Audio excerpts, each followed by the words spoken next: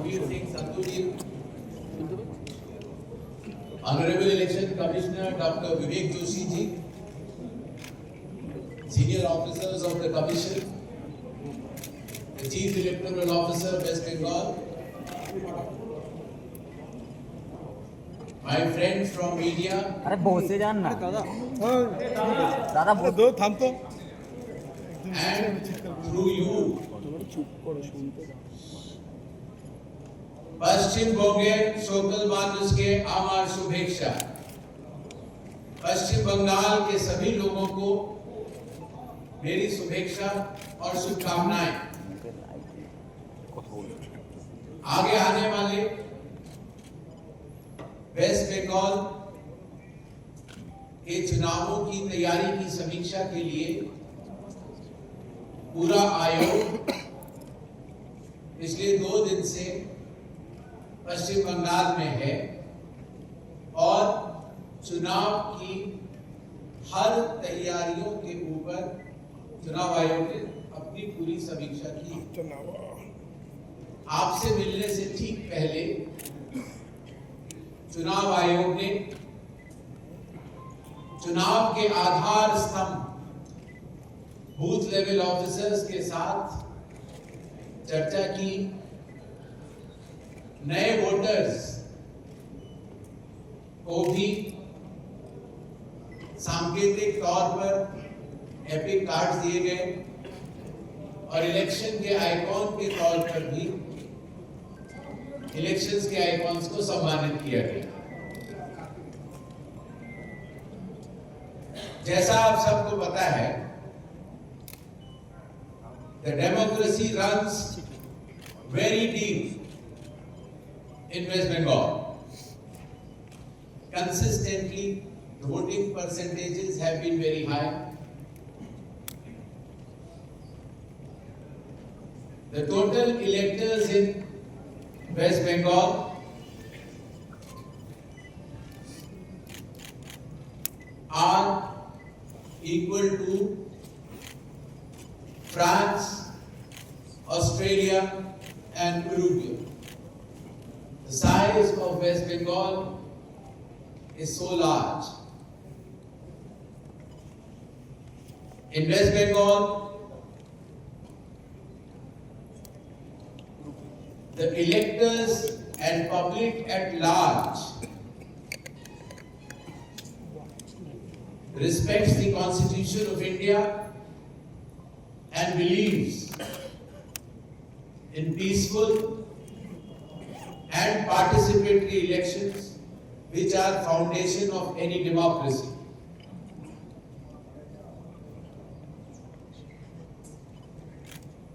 Our national song, Jan Gan Man Adhinayak Jai Hai, was composed in West Bengal by Rabindranath Tagore.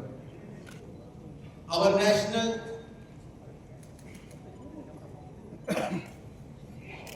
song Vande Mataram was also composed by Bankim Chandra Chatterjee ji from this soil. So we are proud to have national anthem as well as national song, both coming from the proud soil of West Bengal.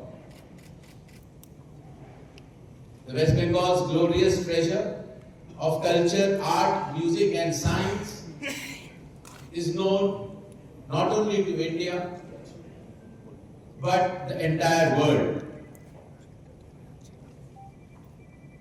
Today from Kolkata, the city of joy, I appeal to all the voters of West Bengal, पश्चिम बंगाल के सभी मतदाताओं से चुनाव आयोग यह आह्वान करता है कि आगामी चुनाव हिंसा रहित और दबाव रहित वातावरण में होंगे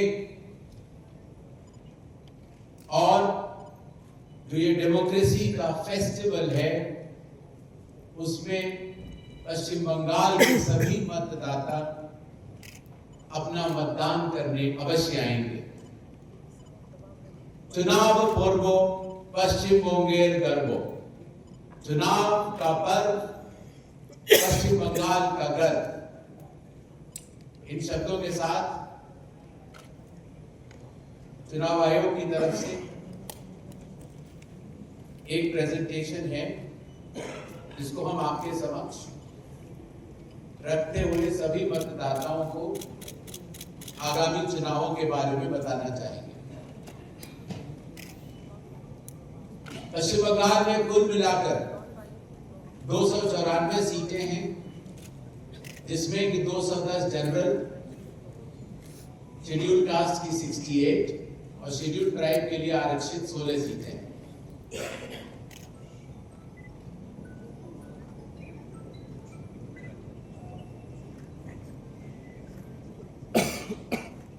भारत के 12 राज्यों में और पहले बिहार में लगभग 60 करोड़ मतदाताओं के रिवीजन की प्रक्रिया लगभग पूर्ण हो चुकी है। स्पेशल इंटेंसिव रिवीजन, जिसका एकमात्र उद्देश्य था pure electoral rolls are bedrock of democracy. कोई भी पात्र मतदाता छूटे ना, लेकिन उसके साथ साथ कोई भी इनएलिजिबल व्यक्ति मतदाता सूची में आ न पाए। No eligible person should be included. अभी हाल में ही जो 28 फरवरी को वेस्ट बंगाल की फाइनल इलेक्टोरल रोल निकली है, उसमें कुल मिलाकर 7 करोड़ 8 लाख नाम हैं, और जिसमें कि अंडर एडजुडिकेशन वाले अगर हटाए जाते हैं तो 6 करोड़ 44,52,609 मतदाताओं की सूची उस नाम में पात्र मतदाताओं के रूप में है। पश्चिम बंगाल में 80,000 से भी अधिक पोलिंग स्टेशन हैं, जिसमें से कि अधिकांश 61,000 रूरल एरियाज में हैं। आप सभी के माध्यम से मैं सभी मतदाताओं को बताना चाहता हूं कि हर पोलिंग स्टेशन में 100% वेबकास्टिंग होगी, जिसकी की सूक्ष्म निगरानी चुनाव आयोग के कर्मी करेंगे। वुमेन मैनेज्ड, महिलाओं द्वारा मैनेज्ड 10,000 से भी अधिक पोलिंग स्टेशन होंगे और 634 मॉडल पोलिंग स्टेशन भी होंगे।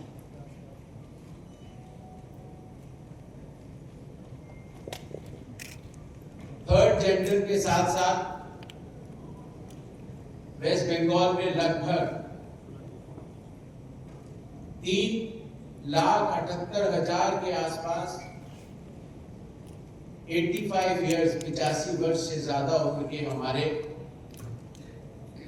मतदाता हैं, जिनको ये सुविधा रहेगी कि वो होम वोटिंग फैसिलिटी की व्यवस्था का उपयोग कर सकते हैं। 100 वर्ष से ज्यादा भी वेस्ट बंगाल में 6,000 से भी अधिक हमारे मतदाता हैं, और सर्विस इलेक्टर्स लगभग 1,20,000 से 30 साल के बीच में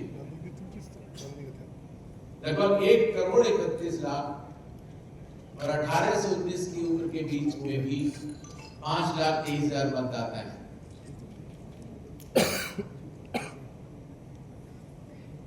The inclusive nature of elections to be conducted by Election Commission of India in West Bengal will focus on the youth. युवाओं की भागीदारी बढ़ाने के लिए हर विधानसभा क्षेत्र में dedicated assistant electoral registration officers होंगे, जो कि कॉलेजेस में कैंपेन करेंगे।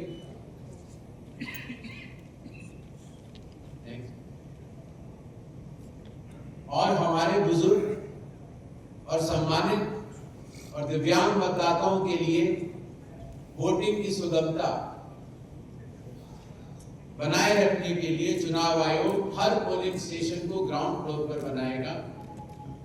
प्रॉपर रैंप्स विद ग्रेडियंट्स होंगे, व्हील चेयर्स की व्यवस्था होगी, व्हील चेयर्स को चलाने के लिए वॉलंटियर्स होंगे। और अगर कई बार किसी एक बिल्डिंग में एक से ज्यादा पोलिंग स्टेशन हो तो कौन से पोलिंग स्टेशन में जाना है उसकी गाइडेंस देने के लिए भी वॉलंटियर्स होंगे। सक्षम मॉड्यूल के तहत जो हमारे दिव्यांग भाई बहन हैं उनको प्रायोरिटी वोटिंग भी रहेगी, और जो हमारे 85 ईयर्स से ज्यादा उम्र के मतदाता हैं उनके लिए ऑप्शनल होम वोटिंग की फैसिलिटी भी होगी। हर पोलिंग स्टेशन पर पीने के पानी की व्यवस्था होगी, toilets, signages, ramps, wheelchairs, help desk, voter facilitation centre, sufficient light और शेड भी होगा। हाल ही में कमीशन ने पिछले 11 महीनों में कई सारे इनिशिएटिव लिए हैं और उनमें से कुछ मैं आपको बताना चाहूंगा। मोबाइल की डिपॉजिट फैसिलिटी पोलिंग स्टेशन के गेट के ठीक बाहर रहेगी, तो जब आप वोट डालने कमरे के अंदर जाना चाहें तो बाहर मोबाइल छोड़ सकते हैं और वोट देने के बाद बाहर आके अपना मोबाइल कलेक्ट कर सकते हैं। ईवीएम पर कैंडिडेट्स की कलर फोटो होगी, जिससे कि आपको अपने कैंडिडेट्स को चुनने में कोई भी दुविधा न हो। वोटिंग सुगम बनाने के लिए किसी भी पोलिंग स्टेशन पे भीड़ न हो, इसलिए किसी भी पोलिंग स्टेशन पे 1200 से अधिक मतदाता नहीं होंगे और कैंडिडेट बूथ्स